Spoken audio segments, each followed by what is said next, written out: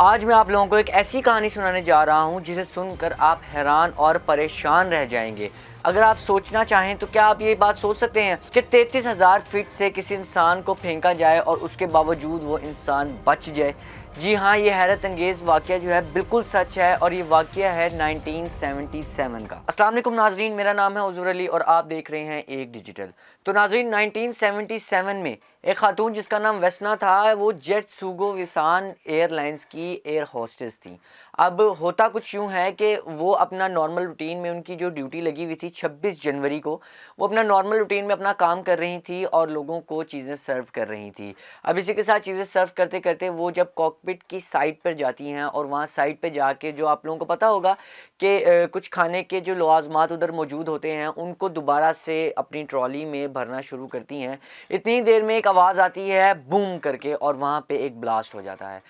जो कॉकपिट वाली साइड है वहाँ पे ब्लास्ट होता है, जिसकी वजह से मौके पर ही जो जहाज़ था वो 3 हिस्सों में तकसीम हो जाता है। मतलब मौके पे ही उड़ता उड़ता जहाज़ ही 3 हिस्सों में टूट जाता है।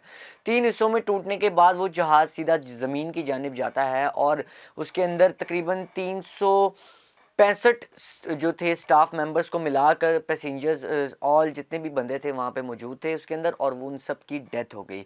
लेकिन बचने वाली सिर्फ एक औरत जिसका नाम था वेस्ना। अब सवाल ये पैदा होता है कि वेस्ना जो थी वो बची कैसे। वेस्ना बची कुछ इस तरह से कि जब वो खाना उसके अंदर भर रही थी अपनी ट्रॉली के अंदर, और उसी टाइम जब ब्लास्ट हुआ तो जहाज़ तीन टुकड़ों में तकसीम हो गया। जो कॉकपिट वाली साइड थी वो आगे चली गई, जो पीछे वाला हिस्सा था वो टूट के पीछे बिखर गया, लेकिन जो बीच का हिस्सा था उसमें एक अकेली यही औरत थी जिसका नाम था वेस्ना।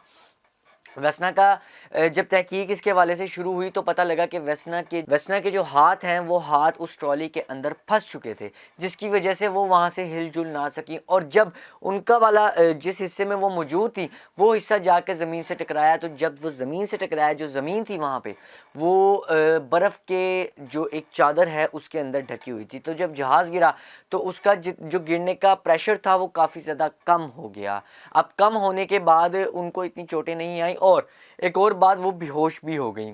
अब उसके बाद जब डॉक्टर्स के हवाले से पूछा गया डॉक्टर से कि डॉक्टर साहब ये कैसे बच गई और इनको कितनी चोटें आई हैं, तो डॉक्टर्स ने बताया कि इनके दोनों बाजू टूट गए हैं, इनकी काफ़ी पसलियाँ टूट गई हैं, इनकी टांगें टूट गई हैं, इनकी रीढ़ की हड्डी में भी मसला आ चुका है। इसी वजह से वो इस एक्सीडेंट के बाद 6 महीने तक कोमा में रहीं। अब कोमा में रहने के बाद जब वो उठी तो उनको बिल्कुल तकरीबन उनकी याददाश्त भी थोड़ी बहुत चली जा चुकी थी, लेकिन वो बाद में रिकवर हो चुकी थी। लेकिन इस कहानी से हमें क्या सीखने को मिलता है? इस कहानी से हमें ये सीखने को मिलता है कि जिसको अल्लाह रखे उसको कौन चखे।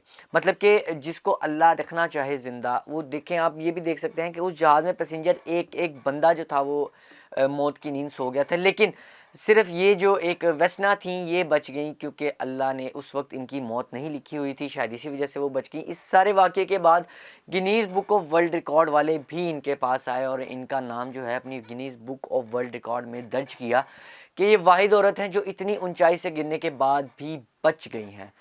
तो इस हवाले से, इस हैरत अंगेज़ कहानी के हवाले से आपकी क्या राय है, कमेंट सेक्शन में लाजमी बताइएगा।